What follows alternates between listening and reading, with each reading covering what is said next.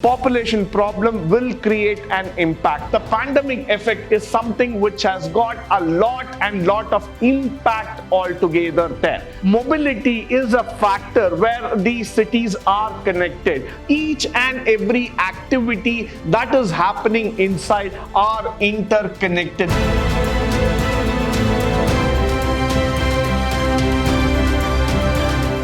Good morning and welcome to the session 4 on disaster management.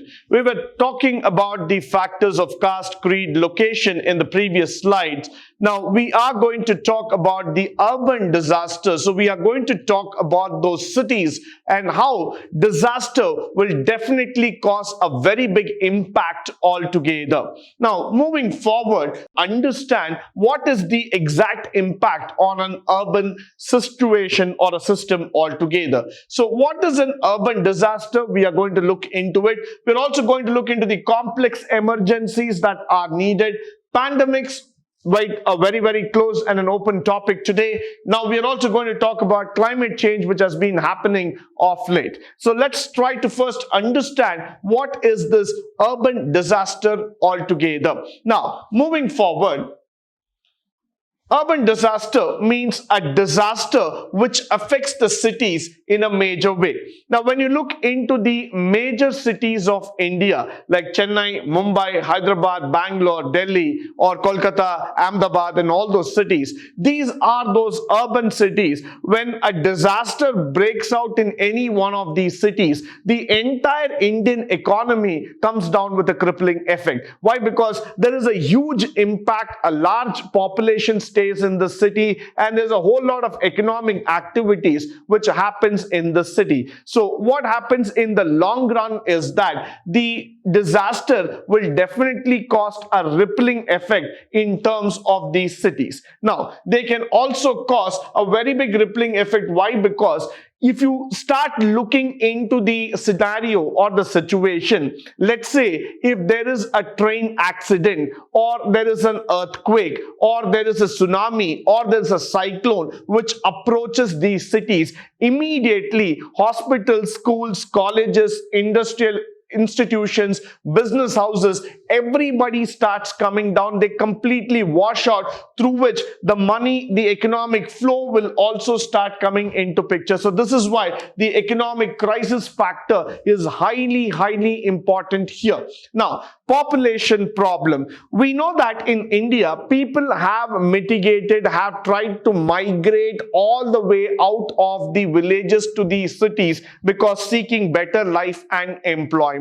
That's a very common factor. After the 1991-92 post-liberalization era, we have seen that many people migrated out of towns, out of villages, going to these big broad cities, trying to seek employment, trying to seek a better livelihood altogether. So that is where the population problem is also there in the city. Population problem is the problem that you can start seeing which is happening in most of these places, in most of these areas altogether. So when we are talking about the population problem, most of the cities have got millions of people living on some belief, on some hope, on some industrial factors altogether. So when a disaster breaks down, the loss of life is also in millions. So that is where population problem will create an impact. People don't have that much of open spaces like that of a village or that of any other area where they can just go and take shelter. But here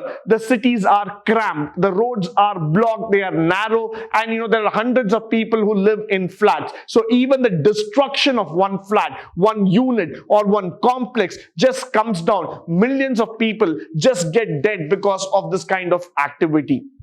Breakdown to mobility. Moment a bridge, a road or a rail collapses, automatically people living in the city will not be able to travel, will not be able to move forward. Now I will tell you about an incident which happened in the city of Kolkata by one of the time when the entire bridge, a highway bridge, collapsed, killing about 29 to 30 people in that incident. Now one side, when we are talking about the human loss, the other side was that it took more than 1 week for the entire city to come back to normalcy. Why? Because they had to establish an alternative route altogether. Now, if you look into it, mobility is a factor where these cities are connected. When you talk about Mumbai, Chennai, Bangalore, Hyderabad, Delhi, Gurgaon, and all these places, they are highly mobilized because of different types of road connectivity, land connectivity, air, and other factors altogether. So if any kind of disaster that happens in their airport, that happens in the land, that happens in any of their vicinity altogether, that puts the situation in a bad scenario altogether. So urban disasters are to be monitored, are to be looked into very, very carefully. Any of the impact that happens in any of the 12 large cities in India, or probably any other city in the globe, the disaster effect will be of a great volume, a great magnitude altogether. Moving forward, when we talk about those complex emergencies, what do you mean by complex emergencies? That combine both internal conflict and a large-scale displacement of people in terms of mass famine, food, fragile, falling economic, political, or institutional factors altogether. Now, let's try to understand this factor very, very clear.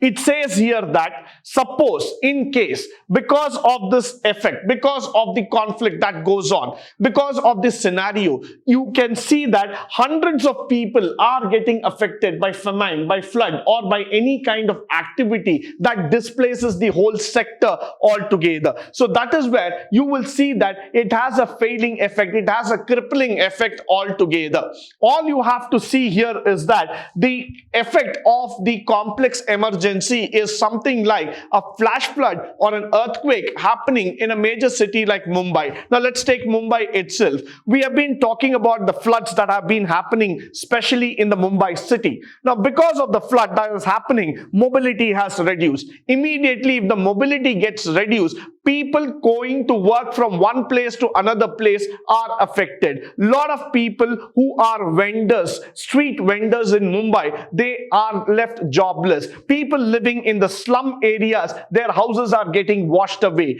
People who are dependent on transport business, their business comes to a standstill altogether. So now you can see the complexity of a disaster trying to affect on a particular urban level or on a particular city, trying to put a complete hold altogether. Each and every activity that is happening inside are interconnected. So that is why I would say that a disaster management can create a huge impact altogether.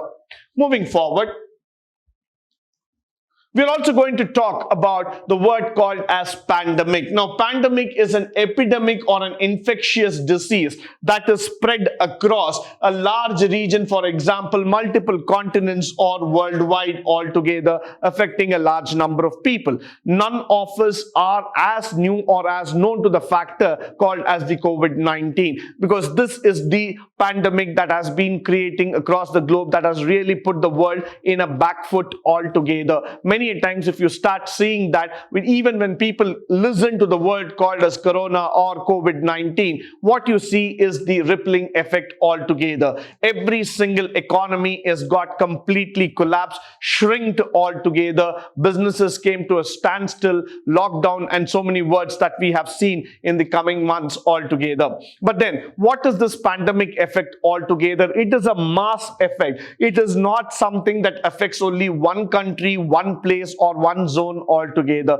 It is a mass effect that goes all the way, trying to hurt the entire economy, trying to hurt the entire world, trying to hurt the entire place altogether, and puts things out of the gear. So this is where it becomes a very, very important factor. This is where it becomes a very, very important criteria altogether. Now, you have seen this kind of effects way back in 1930s, or when the Spain case of influenza breaking out, or all kinds of diseases, like when we talk about the SARS or the Ebola and all those kind of things, which broke open like a pandemic. But then the effect of coronavirus has never been experienced before in the world, and we wish to say that this should never happen again. But then the pandemic is one thing that you need to keep in your mind, has got a far-reaching effect than a natural disaster or a small disaster altogether. Why? Because pandemic does not stop with one city, village or a town or any other place. Pandemic is something that goes on with different effect altogether, that goes on from one point to another, that goes on creating a rippling effect everywhere across the globe. It wipes out the economy, it wipes out the entire place, and it makes the people feel that it has completely gone. So that is where the pandemic effect is something which has got a lot of impact altogether there. Now, moving forward, the climatic change. The climate change describes a change in the average conditions such as temperature and rainfall. Now, NASA and other people have been talking about the Earth's surface warming, and they've been saying that in the last 20 years, they have recorded a great amount of change in the temperature. Now, when you look at the climatic change, this has been the topic of the era. In the last 20 to 30 years, there has been a lot of conferences that has taken place across the globe talking about the climate change and the impact that it could have on the cities and it could have on the different places of the world. Now, NASA, being a space agency, has been monitoring the Earth's temperature rise on the surface, and they have been telling that over the last 20 years, there has been a constant increase in terms of the Earth's surface temperature going up. The reason is that, again, because of the man-made complexities in terms of technology, in terms of the different factors that he has taken together, because of which there is an erratic change in climate, there is an erratic change in the atmosphere, there is an erratic change in the all hemisphere altogether. So that is why I would say that the climate change is a great factor, is a great impact altogether. Now, moving forward, climate change, when you talk about the human activity, is the main cause of climate change. Now, that is a very, very important factor.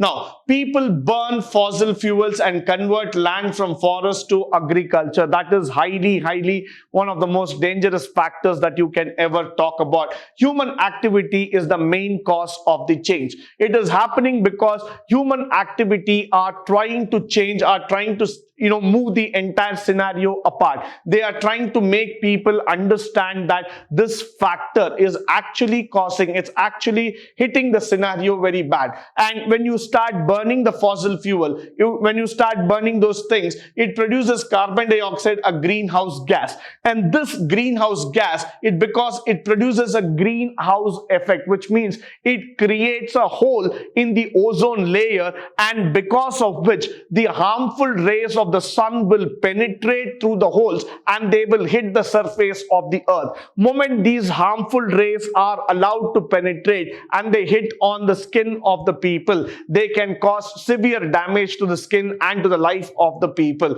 So now you are able to see that a small change in the climate, a small variation in the atmosphere, in the environment, can create a very big effect or a very big impact altogether. Now, moving forward, we are also going to talk about the factors that are currently affecting in terms of topography, vegetation, prevailing winds, and the local climate. Now, there was a conference some 20 years back where we were trying to understand how people are radically changing from their current occupation and trying to get into a concrete jungle altogether. People had ignored agriculture in the last 20-25 years and tried to shift themselves more into a technological oriented environment. Every city has become congested, every city has become highly populated, every city has become highly dispersed altogether. What is happening because of this is that the greenery around us is completely reduced. People are not able to live a happy life, and people find that there is a cause of of risk in every single factor altogether. Now, if you look at the lands, if you look at the road, if you look at the buildings, if you look at your surrounding altogether, there is a sudden rise in temperature, there is a sudden change in the atmosphere, suddenly there is rain, suddenly there is a shine, or suddenly there is heavy winds coming in. Why? Because we as mankind have gone ahead and started changing the topography of the land altogether. We as people have started doing activities which are against the nature altogether. So that is where we are trying to create a severe impact or a damage towards the earth environment, towards the earth crust altogether. So that is very, very important for each one of us, that we spend time, we understand, we analyze, and we go forward.